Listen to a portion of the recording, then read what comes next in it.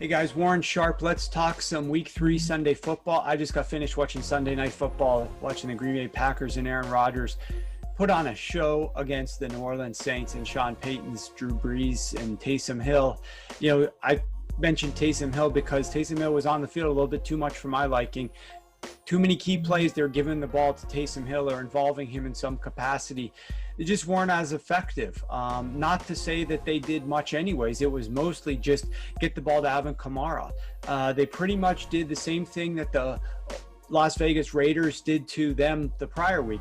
Vegas just funneled the ball to Darren Waller, the tight end, over and over and over again. That's exactly what the Saints were doing to their running back, Alvin Kamara. Either he was running the ball from standard run plays or he was catching the ball out of the backfield. I didn't really understand the Taysom Hill involvement here and the infatuation from Sean Payton of Taysom Hill, but it was certainly an entertaining and exciting game. I think the big takeaway here is that for a while we thought that Devontae Adams is the only receiver that Aaron Rodgers has, but it looks like Aaron Rodgers certainly has rekindled something from prior years because he's been throwing the ball down the field. This offense is attacking down the field a lot more often, and Matt LaFleur is encouraging these deeper passes, and Aaron Rodgers was hitting guys left and right down the field. So real juxtaposition of Drew Brees' lack of arm strength. He didn't even attempt one pass 20 plus air yards down the field. Every single time it looked like a guy was open who he could throw the football to,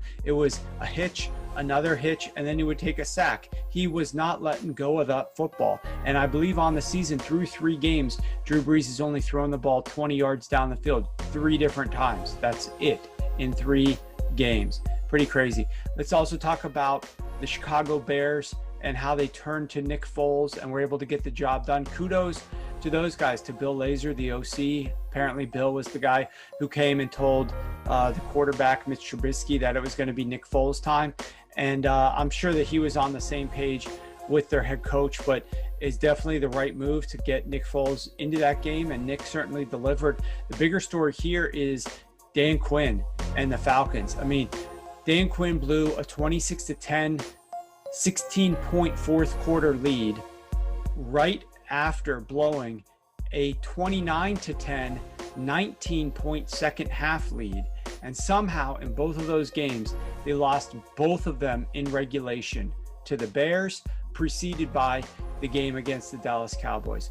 Crazy that this defense, which is his specialty, Dan Quinn's specialty, blowing leads like this. I mean, you can only ask an offense to do so much. I know in a little part, there's the offense needs to kind of control the clock, needs to kind of convert first downs, and there's some elements of that too, but your defense cannot be blowing these massive leads where you're just ridiculously strong favorites to win these games.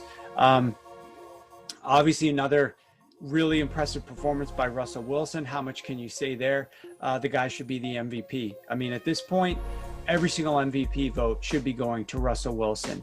There's no doubt about it in my mind. Now, Josh Allen is fighting for that throne as well. And Josh Allen is putting on a show. And I could see why, Josh Allen is certainly performing at a level that would be MVP caliber. The one difference, to me at least, from a team outlook perspective, is that all I'm seeing the Seahawks do is let Russ cook. With the Bills, I'm seeing a lot more of Brian Daboll helping this offense. I'm seeing Brian Daboll, I call him the architect. He's coming up with things here that are allowing this offense to be very productive. Now, Josh Allen, massive step in his passing ability from last year to this year, and a lot of that credit goes to Josh Allen. Some of it goes to Brian Daboll, but certainly we're seeing the strong influences of Brian Daboll in Josh Allen's performance. For one, I'm just happy to let it continue. I don't think we need to give out the MVP after week 3 of the season. As I wrote earlier this offseason up on NBC, the team that ends up winning the MVP almost half the time has a first round bye. And the other half of the time, they are one of the teams that did really well and produces strong wins, and they're finishing in that 1 and 2 spot in the conference. So this year they're not going to get a first round bye. Only one team will. But let's just let the season play out the rest of the way. And if these two guys go neck and neck like this all the way through, then I'll discuss who I think should be MVP at that point. But my money right now is on Russell Wilson. Not that Josh Allen or Brian Daboll certainly haven't impressed me at all. Their ability to build this 28-3 lead on a Rams team that really shut down the Eagles last week, extremely, extremely impressive. Of course, that defense let them down to some extent. You know, the Rams built a lead on them, and they had to come back and drive down the field for another game-winning drive. That was really impressive by Josh Allen. Another team that I think deserves discussion is the San Francisco 49ers. I can tell you the New York Giants were the sharp side in this game. A lot of love for the New York Giants here. I could not get on the fence with those guys. I even was so close because I knew it was such a strong position from some of these betting groups that I went back on Saturday night, last night, and rewatched film of their game last week, as well as the 49ers with Nick Mullins. And the thing I don't think enough people realize about Nick Mullins is that back in the 2018 season, when the 49ers went 4-12, I was a massive Nick Mullins fan. Nick Mullins was executing a really fine offense. This offense was number 10 in early down success.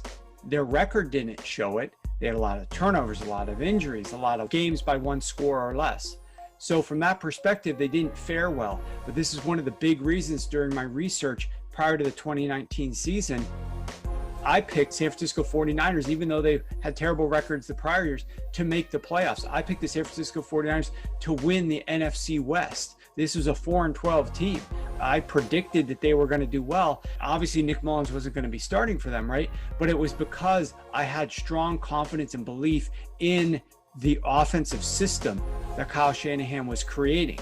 And that system is what allows a guy like Nick Mullins to still thrive.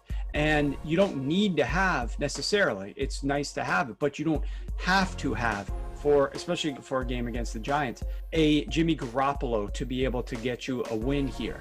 And I think that that's what I saw back on film. It just reminded me of Nick Mullins in this offense, and I laid off the game completely. And obviously the 49ers completely pasted them. Now the 49ers go back home after staying out on the East Coast for a couple weeks and host on Sunday Night Football next week the Philadelphia Eagles. Very difficult test for an East Coast team going to play in prime time out on the West Coast with the circadian rhythm, which I'm sure we're going to be discussing later this week, but it's a very difficult historical position for the East Coast team to be making that trip and playing at night out on the West Coast because their body clock feels much later while they're out on the East Coast, and then they go there and their body clock doesn't get completely in tuned, and it feels earlier to the West Coast team. That's basically the logic behind it, and it's actually science behind it. It's not just logic, it's a proven circadian rhythm. You can look it up and research it. Last but not least,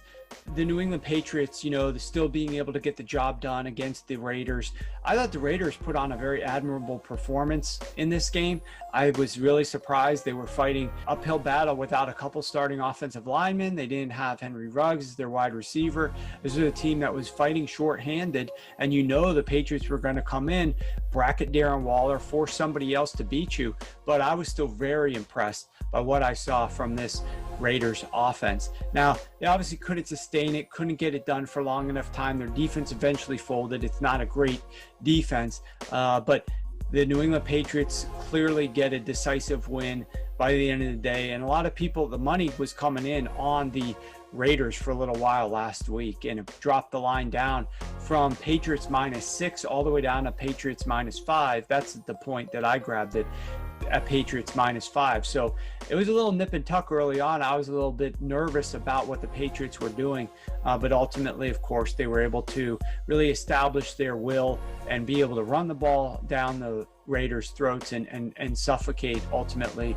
this Raiders attack. I thought all things considered from start to finish, especially the end of those 1 o'clock games where we had multiple teams scoring to either retake the lead or tie the game late in the game.